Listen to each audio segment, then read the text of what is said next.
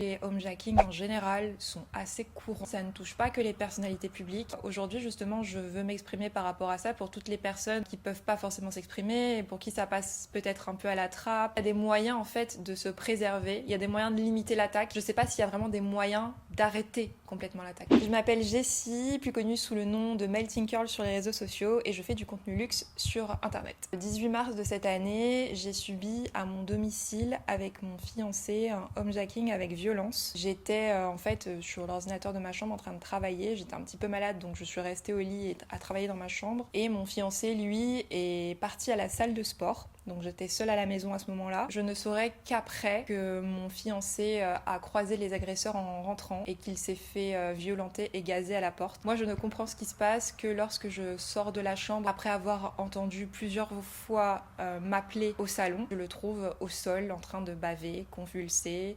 tousser, chercher de l'air et m'expliquer tant bien que mal qu'il venait de se faire agresser. Il a été touché directement. Je pense que c'est d'autant plus frustrant quand on n'est pas directement visé, mais qu'on se retrouve en tant que victime collatérale, puisqu'au final, c'est pas lui qu'on est venu voler. Il a eu un sang-froid incroyable. Je pense que les homejacking en général sont assez courants malheureusement. En France, mais aussi dans le monde, ça ne touche pas que les personnalités publiques. Aujourd'hui, justement, je veux m'exprimer par rapport à ça pour toutes les personnes qui peuvent pas forcément s'exprimer, et pour qui ça passe peut-être un peu à la trappe, etc. C'est quelque chose qui est extrêmement traumatisant. On se sent plus jamais en sécurité parce qu'on se dit que quelqu'un est rentré chez soi et dans son intimité. Aujourd'hui, il y a des moyens en fait de se préserver, il y a des moyens de limiter l'attaque. Je sais pas s'il y a vraiment des moyens d'arrêter complètement l'attaque, c'est ça le problème. Mais moi, je pense que dans mon cas, l'attaque a pu être limitée par rapport à mon système de sécurité puisqu'il a sonné au moment où ils sont entrés. Donc ils sont restés très peu de temps dans l'appartement. J'ai déménagé 2 fois depuis le cambriolage. J'ai renforcé la sécurité. Je postais déjà en décalé, donc je peux même pas vous dire faut poster en décalé, faut faire attention, etc. Quelqu'un qui ne se montre pas sur les réseaux sociaux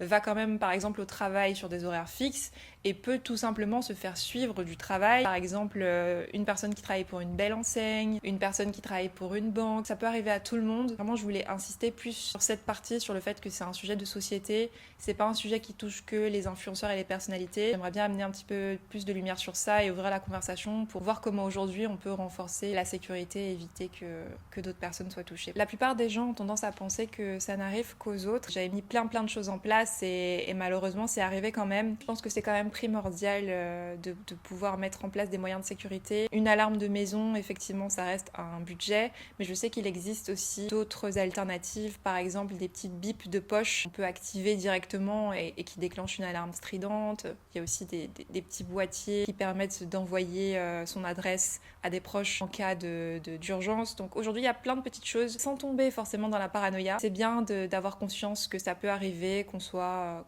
connu, exposé ou pas.